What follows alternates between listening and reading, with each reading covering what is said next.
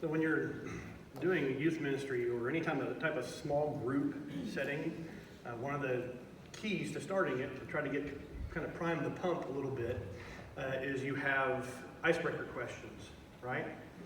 Questions that anybody's willing to kind of answer and get into. There's nothing really on the line. Usually they're a little bit silly. But one of the number one icebreaker questions that I see in all of the resources that I have. I've got books. I've got little cards that you take out. You're supposed to just draw a card and ask that question, and online resources. One I see almost every time in every collection of icebreaker questions is this: if you could have one superpower, what would you want and why? Right? And it's always interesting because I can tell that the middle school boys always squirm a little bit at that question. Because we all know what they're thinking. Right? They're middle school boys. But you always get a variety of answers to that question. Some people will talk about being able to fly or being able to teleport, or I actually had one kid who said he doesn't want laser eyes, he wants microwave eyes so he can just heat up his food anytime he wants. Very practical, So what power would you want to have? If you could have any of the superpowers out there, what would you pick? Invisibility. Transportation? Teleport? Yeah. Yeah, being able to teleport, yeah. No more traffic lines, no more stoplights, no more check-ins at the airport. Yeah, TSA is done. Yeah. Invisibility. Sometimes we feel invisible, though, don't we? Right? There are times when you're gonna, even when you're in a group of people, you're like, I feel like I'm invisible. But there are times when you really want to. X-ray vision. X-ray vision. Flying. Flying, yeah, being able to fly. Those are all powers that we would really enjoy being able to have. We can see some real value to those things. But today, we're going to read of a story that requires a superpower that's not spoken about very often. We're going to find this story in the Old Testament in 1 Samuel chapter 18. If you want to turn there. 1 Samuel chapter 18. I'm going to be reading starting at verse 1. 1 Samuel 18, starting at verse 1, and we're going to read all the way through verse 11. As soon as he had finished speaking to Saul, the soul of Jonathan was knit to the soul of David. I just love that line. Like this deep friendship that it communicates. And Jonathan loved him as his own soul. And Saul took him that day and would not let him return to his father's house. That's David that he's talking about. Then Jonathan made a covenant with David because he loved him as his own soul. And Jonathan stripped himself of the robe that was on him and gave it to David, and his armor, and even his sword and his bow and his belt. And David went out and was successful wherever Saul sent him, so that Saul set him over the men of war. And this was good in the sight of all the people, and also in the sight of Saul's servants. As they were coming home, when David returned from striking down the Philistine, the women came out of all the cities of Israel singing and dancing to meet King Saul, with tambourines, with songs of joy, and with musical instruments. And all the women sang to one another as they celebrated, Saul has struck down his thousands, and David his 10,000s. And Saul was very angry, and this saying displeased him. He said, they've ascribed to David 10,000s, and to me they've ascribed thousands. What more can he have but the kingdom? And Saul eyed David from that day on. The next day, a harmful spirit from God rushed upon Saul, and he raved within his house while David was playing the lyre, as he did day by day. Saul had his spear in his hand. Saul hurled the spear, for he thought, I will pin David to the wall. but David evaded him twice. This is a story about a relationship between David and Saul, a king and he who would eventually be king. And it seems like just about every story has a villain and it has a hero, and David is clearly the hero in this story. David was innocent. Saul could not have picked a better person to have in his life than David. In chapter 16, verses 22 to 23, we see how their relationship actually starts out. It starts with Saul in need of help. We see that Saul has these troubling spirits that would torment him, and as a solution, the servants in Saul's house recommended that he have someone play music for him to soothe him. And that's where David first comes into the picture. He provides relief by playing the lyre for him. Most people believe that he also had a really good voice and would sing to him as well. And it would soothe Saul. Music lovers get this, right? Those of you who just love to have music playing all the time. Sometimes it feels like when you're just having one of those days that the only thing that's going to calm you down is the right song. David played the lyre. He sang for Saul so well that it had this calming effect on him. Saul was sick. David was medicine. David was good for Saul. In chapter 17, the people of Israel are stalled out. They're in battle, or they're about to be in battle with the Philistines again. There's this ongoing conflict between Israel and the Philistines. And they're posted up on either sides of this valley in this standoff. But we all know this story. The Philistines have Goliath, this Hulk of a man and every soldier in Saul's kingdom is terrified. No one dares go out to fight. So Israel has no solution. But then along comes David with his bag of rocks. Bam. Problem solved. David is good for Saul.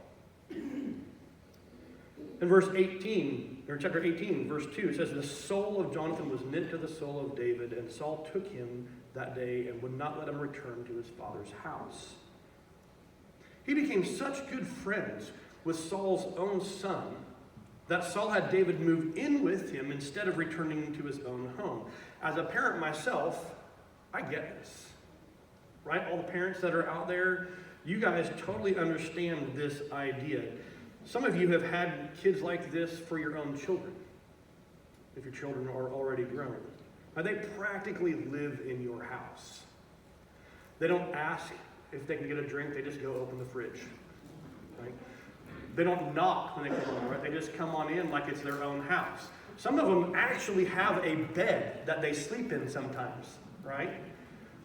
And you love it because you love the influence that kid has on your kid. You want them to spend time together. As a parent, one of your biggest fears, one of the largest worries you have is, who is my kid going to hang around the most? And we know that anymore, the peers have almost as much, and in some cases, they have more influence on our kids than we do. Saul liked David so much as a peer for his son that he had him move in with them. David was good for Saul. Chapter 18, verse 5. "And David went out and was successful wherever Saul sent him, so that Saul set him over the men of war." David was this model employee. It seemed like everything that he touched was successful. He ran his military campaigns. He was very successful in every venture that Saul set him to do. David was a loyal, trustworthy servant of Saul who used his abilities to benefit the king. He's the ultimate right-hand man. He's the kind of person that everyone wants to have in their life. And yet, Saul tried to kill him more than once. Does that make any sense to you? This isn't a completely unwarranted attack. It was totally undeserved. You would think that for all of the things that David had done for Saul, the way that he used all of his talents and gifts to aid the king, that Saul would appreciate David. But jealousy is a raging monster. And when David's returning from battle and Saul hears the women as they celebrate in victory songs, and they're shouting that Saul has struck down his thousands, but David is 10,000s, even though David had done all of that at Saul's request and for the benefit of Saul, all he could hear was, they think David's 10 times the man I am. And he was ticked off. Very angry. And from that point on, things would never be the same between them. In chapter 18, verse 9, it says, and Saul eyed David from that day on. And there's a very specific word, if you look in the original language, there's a very specific word that is used there. And it's probably intended to be this double entendre. Because there's a similar word used that translates transgressed, which means to sin. Like when we talk about forgives our transgressions, it's that word. And so there's this play on words to subtly let us know that from this point on, Saul would carefully watch David for the purpose of committing sins against him. He intends foul play. Now, when I read that, that's not where my mind goes. All I can hear is Monsters, Inc. I'm watching you, Wazowski. Always watching.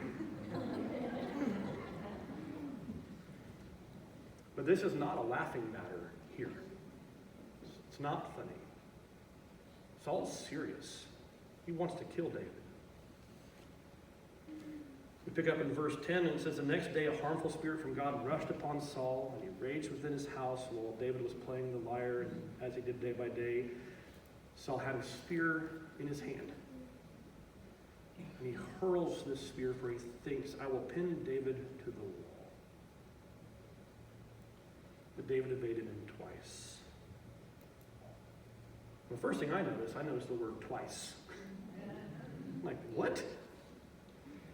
Saul is absolutely seething. He's fuming at David. He's consumed by this desire to do bodily harm to him, and Saul knows how to handle himself on the battlefield, right?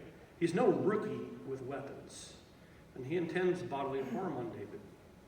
I have to pause here for a second to tattle on myself, because when I was in 3rd grade, I got in trouble with a BB gun. I was in the backyard, and it was Dad had a BB gun from his youth. It was one of those. It really was a Red Ryder. And I was in the backyard shooting things that boys would shoot, tin cans, just about anything that looked like a target. And my mom had just done laundry, and she had some white sheets hanging up to air dry. And at one point, I noticed this bumblebee. Like in my child's memory, it was the size of a quarter. It was huge. And this bumblebee flies and it lands this black and yellow perfect target on this white sheet. And I'm about 20 feet away, and I think, maybe I could. To my surprise, I did. I hit that bumblebee with a BB. Not because I'm a good marksman, it was pure luck. That BB went through that bee and part of the way through that sheet, and it stuck to that sheet. It didn't fall down dead. It was pinned there against that sheet. So naturally, I walked away proud of myself, leaving that as a warning to all the other bees that might threaten my family. That's right. I did not have a second thought to how my mother might react when she came out to see it. That's what Saul wants to do to David. He wants to pin him to the wall and leave him hanging there. But not out of curiosity. He wants to do it because of his jealous rage. And David manages to dodge the first throw. Well, there's a funny thing about fighting with a spear versus fighting with, say, a gun. If somebody shoots bullets at someone, the bullets stay on that side of the battlefield, right? You can't take all the bullets that missed and chuck them back at them, like reload them. It doesn't work that way. In Nerf wars, yes. In real wars, it doesn't work that way. But a spear, on the other hand, this is part of my confusion in this story. If it misses you, you can, I don't know, pick it up and throw it back, right? David doesn't. Twice. 2 times. Saul throws the spear at David. He dodges, gets out of the way. He evades the attack. The spear is right there. He could pick it up and fight back, but he gets out of the way. Saul picks it up, throws it at him again. He dodges, and again, does not pick up the spear. Why did David even stay? And we're not given all the story here. I'm sure that there were words exchanged in this. David's trying to talk some sense into Saul. Hey, chill out, dude. Calm down. I'm your friend. But Saul's raging about how, in his mind, David's taken everything from him. Everything that matters. But the crucial takeaway in this story to me is David chose not to pick up the spear. And he had every reason in the world to do so. By our standards of self-defense, there's not a soul who would hold him guilty of any wrongdoing if he had run Saul through with his own weapon. For all the Star Wars nerds in the room, this is for you, and everybody else just dismiss it. Even explaining it would not be funny. Saul threw first. I know who you are. The law of self-preservation protects David's right to defend himself. And keep in mind, David is also a warrior. He's amazing on the battlefield. He knows how to handle a spear too. Saul has slain his thousands, but David is 10,000s, maybe a poetic exaggeration fit for a song, but it speaks to competency on the battlefield. He knows how to use weapons, but he doesn't pick up the spear. And you add to this that a while back in 1 Samuel 16, we learned that David had already been anointed by Samuel on behalf of God to be the new king of Israel.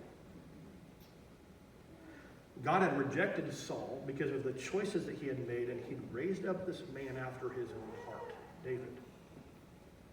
David was God's man. And he would be God's king. He would become the most favored king in the entire history of Israel.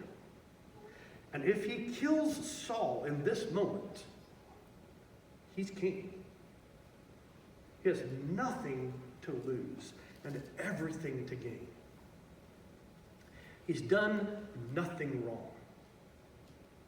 All he's ever done to Saul is good. It would be absolutely self-defense. Saul threw first. He would gain the entire kingdom that has been bequeathed to him by God. Yet he still doesn't pick up the spear. So what is our takeaway from this? The likelihood of anyone ever trying to pin you to the wall with a spear, not very high. But David often used weapons of war, like swords and arrows, as metaphors for the slanderous words of people lashing out and attacking him. This we understand. Living with people can be difficult. We all have different ideas of what is important, who should get recognition, what is good, what is bad. Conflict with other people is unavoidable. And while I think that we are often more culpable in conflict than we ever are willing to admit, there are also times when we are innocent of the accusations laid out against us. We don't deserve the actions that are taken against us. As followers of Jesus, we have to decide how to handle things when conflict comes to us.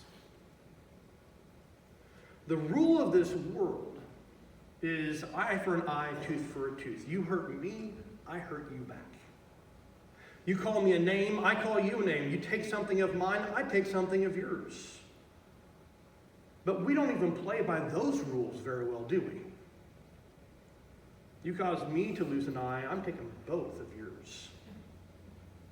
You knock out a tooth, I'm taking a mouthful. We want our skin back, plus some for good measure, to teach you a lesson. You don't do that to me. I mean, seriously.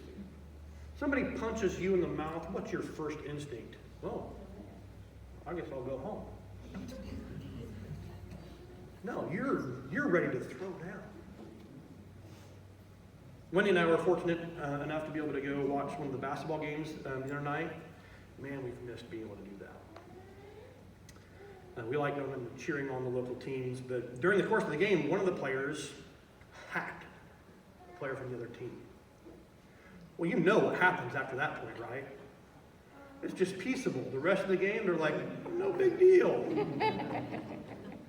No, you could see these guys. They were talking, they were nose to nose, back and forth. They were doing until one coach substituted one kid, their coach substituted the other kid, because you could tell that things were escalating and vengeance was going to be dealt, right? That's a natural reaction that we have, that we want to pay people back when they wrong us. That's even more tempting to stand up for yourself when you're innocent. You haven't even done anything wrong, and they're coming at you. David models us to us here a different choice, a different system than what the world offers. And so does Jesus. Jesus knew full well what it was like to have people treat him unfairly. People accused him of being a drunk. People accused him of being a glutton. They mocked him. They tried to bait him into doing something or saying something that they could twist and contort into a tool to discredit him. I feel bad for any person in the public spotlight. Any wrong turn of a phrase can and will be used against them, right? It's repeated endlessly in memes and sound bites, regardless of their intention. But as relentlessly as they tried, Jesus never once retaliates towards the people that had it coming to them. As the only truly innocent person who has ever lived, Jesus has felt the injustice of such moments. But he didn't fight back. Instead, he let his character stand for itself. At one point in his Sermon on the Mount, in Matthew 5:38 through 40, Jesus addresses this issue directly.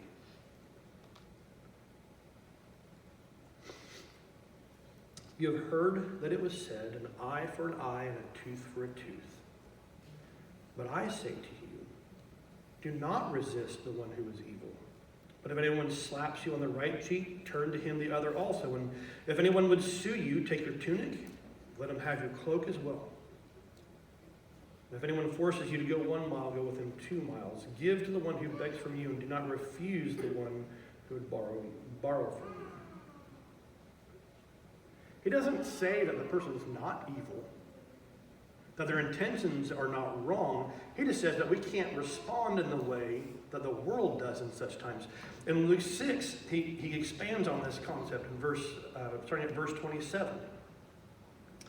But I say to you who hear, love your enemies. Do good to those who hate you. Bless those who curse you. Pray for those who abuse you.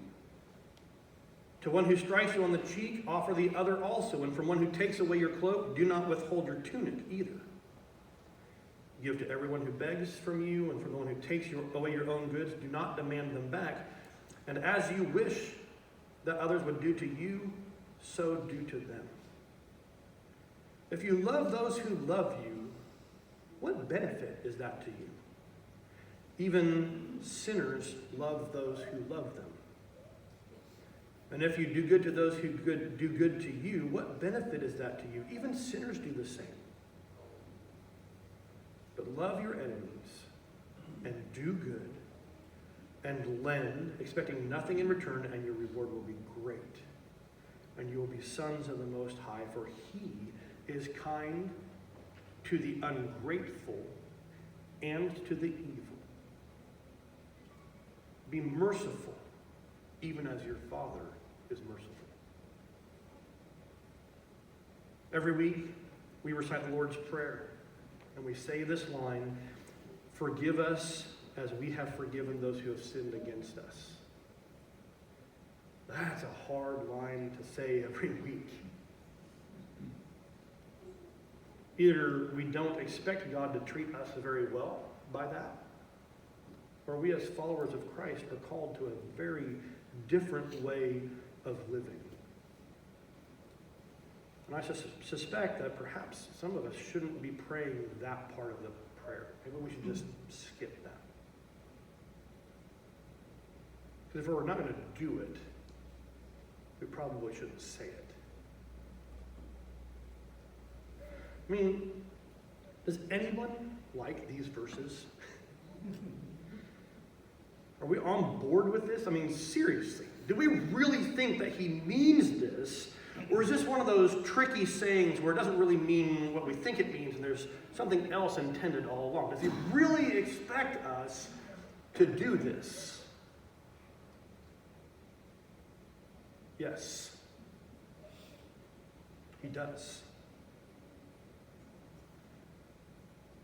This is the thing that we don't like. Because if we merely wink at the radical demands of Jesus, if we explain them away and don't take them seriously, we make Christianity too easy and we strip it of its power to change lives. If we do not make this a practice in our life, we are settling for a diet Christianity, less potent than what we are called to be a part of. We water it down until it has no flavor, no challenge, no conviction, and eventually it has no effect. Are we still saved? Sure. But we are missing out on the blessing and the calling that Jesus has placed upon us to live lives worthy of the gospel that we have received. When Peter asks Jesus a question about forgiveness, his response to him was, "I do not say to you 7 times, but 77 times." That is a hard expectation to live up to. In Romans 12, Paul echoes this teaching of Jesus, saying, "Beloved, never avenge yourselves, but leave it to the wrath of God, for it is written, 'Vengeance is mine. I will repay,' says the Lord." To the contrary, if your enemy is hungry, feed him. If he's thirsty, give him something to drink, for by doing so you will heap burning coals on his head. Do not be overcome by evil, but overcome evil with good. Amen. When people treat us unfairly and say things about us that are untrue, and they try to harm us when we've done nothing wrong, our natural instinct is to fight back. But as Christians, as followers of Christ, we are called to turn the other cheek. And Jesus means it. If someone wants to say slanderous things about us, that is on them. We are to let our character speak for itself and trust the Lord to handle things in a righteous way. Even more so, we are called to pray for that person. We do not let evil overcome us. We overcome evil by doing good. Jesus asks remarkable things of us. And he means it. I started out talking about people with superpowers and the things that we might like as a superpower. And I think about all the different powers that have come out in the movies lately with Thanos and the Snap and Captain Marvel and her energy powers. The Hulk's got his incredible strength. Superman with his flight and his laser eyes. There's an endless assortment of godlike powers divided among the heroes and villains alike. And they're always looking for ways to increase their abilities, become stronger, faster, smarter. But there's one ability that to me stands out as king above all the rest. Without question, it is superior to any other ability a person could acquire. Unrequited love. The most godlike thing you could do is be willing to love and forgive someone who doesn't deserve it. There's power in that.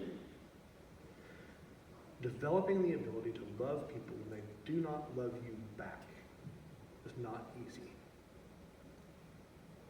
Anyone can love a person who laughs at your jokes and sometimes picks up the tab for lunch. A person who always comments on your social posts and who's always willing to stand at your side during get-togethers. That is easy.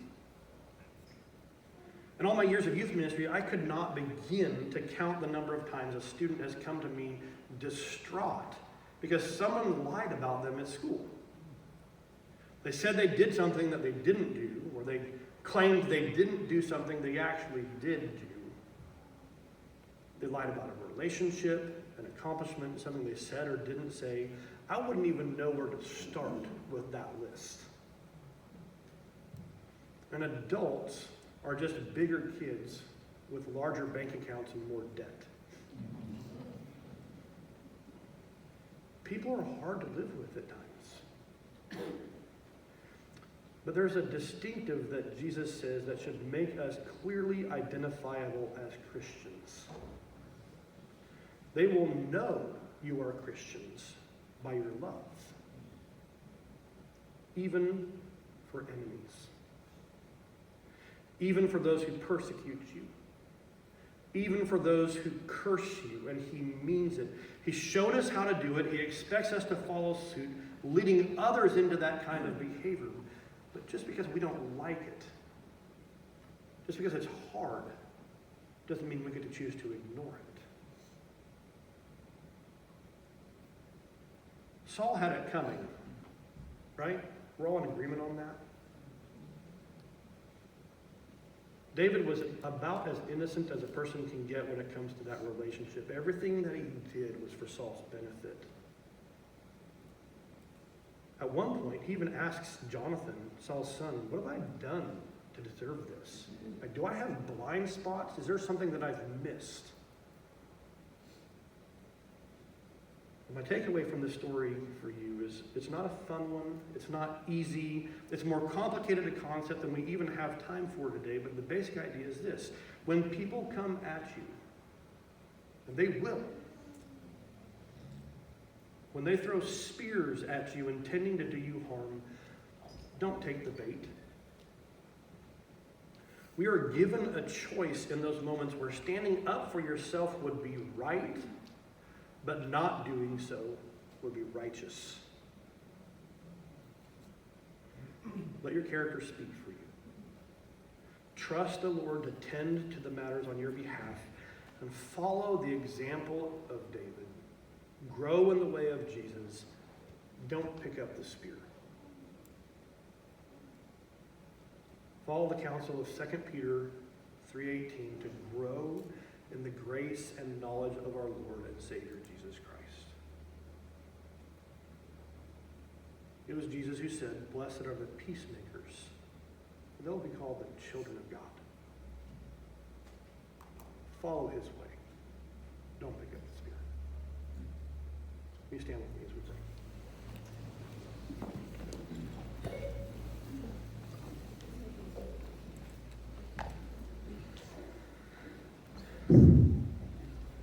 Father God, you ask hard things of us sometimes.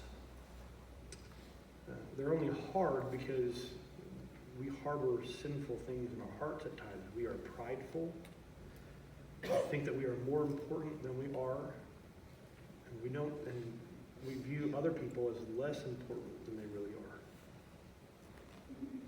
There's not a human on this planet that wasn't made in your image. And it's our job to honor that, to respect that, and to identify the value in that. And we understand, we recognize that you're not saying that the things that people are doing and will do to us are not evil. It's not that they aren't wrong. It's not that it's not injustice. You're just saying that love, even to those who aren't returning it, is the most powerful weapon in our arsenal. If we ever want to have an effect on this world, if we're going to be salt, if we're going to be light, if we're going to show people the way to your Son, we have to live like it's made a difference in our life. We cannot do things the way that the world does them. And so I ask you, Father, on behalf of everybody here, to help us. Tame that desire in us for vengeance and retaliation and payback. And help us to follow the path laid out before us by your Son, to love our enemies, to pray for them. Help us to not pick up the spear. I ask this in the name of your Son.